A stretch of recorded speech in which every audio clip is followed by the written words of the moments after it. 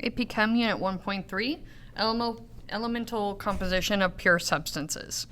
So all pure substances are going to have a fixed percent composition, and those empirical formulas are going to show that simplest whole number ratio of the number of atoms within a particular substance.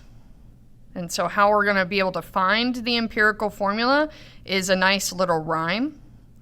So first up is percent to mass. If you are given percent of any individual element within that sample, you're going to go ahead and assume a 100 gram sample, and that would make it so that your percent just gets to be turned into grams. Next up is mass to moles. So each of those new masses that you just made, you're going to go ahead and divide by the atomic mass from the periodic table.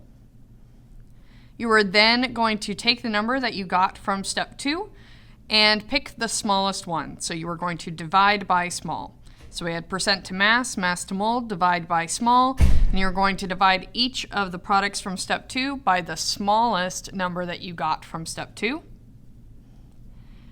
And then you will multiply till whole. So all of the numbers that you got from step 3 need to be able to round to a whole integer.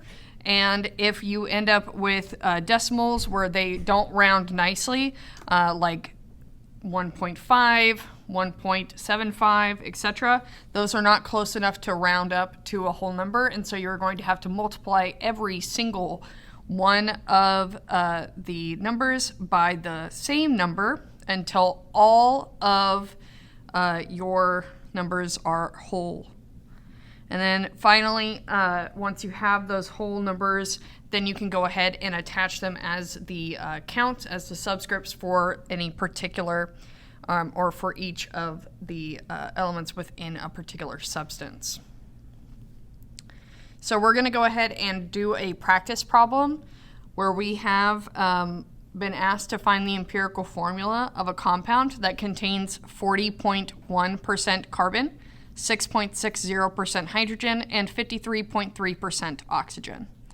So I like to go ahead and list out all of the elements that I have present, and it is very important that you keep it in the same order, as the order that the percent compositions are presented in is going to also be the order that the elemental formula or the molecular formula is going to be in. So we were presented carbon, then hydrogen, then oxygen, and so my final formula will be in that order as well: carbon, then hydrogen, then oxygen.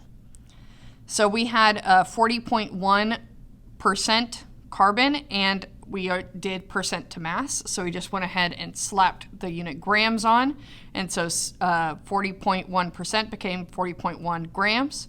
For hydrogen, it's 6.60 grams, and then for oxygen, it is now 53.3 grams. That's percent to mass. Next up is mass to mole. We're going to divide each by the molar mass on the periodic table. So carbon's mass on the periodic table is 12.01, hydrogen's is 1.008, and then oxygen's is 16. We will then get their respective numbers, and then we are going to divide by small. The smallest number here is going to be that from oxygen, the 3.33. So we will divide every number by that smallest number, by that 3.33. Any number divided by itself is going to give me 1. This is going to be close enough to 1 to go ahead and round, and then this is close enough to 2 to go ahead and round as well. Last up, we're just going to go ahead and attach those whole integers as our subscripts. So we had the subscript of 1 for carbon, so we don't write anything. Hydrogen, we had a subscript of 2. And then oxygen, we had a subscript of 1, so we don't write 1s. So those are empirical formulas and how we'd find the empirical formula. Molecular formulas, on the other hand, aren't simplified. They are the correct and exact ratio between all of the elements within a particular compound. No fun rhyme here. You're just going to go ahead and calculate the molar mass of the empirical formula, divide the molar mass for the molecular formula by the molar mass for the empirical formula. That should get you a a whole number, and you're going to multiply it together, and then use the subscripts that you found for the empirical formula, multiply it by that whole number integer that you found, and just go ahead and multiply your subscripts by that. So our example here, we're looking for the molecular formula when we have the compound from the problem above, and the molecular mass for the compound above should be 180 grams per mole. And so we're just going to go ahead and find the molar mass of the empirical formula. So find the molar mass of the CH2O. That ends up being just 30.026.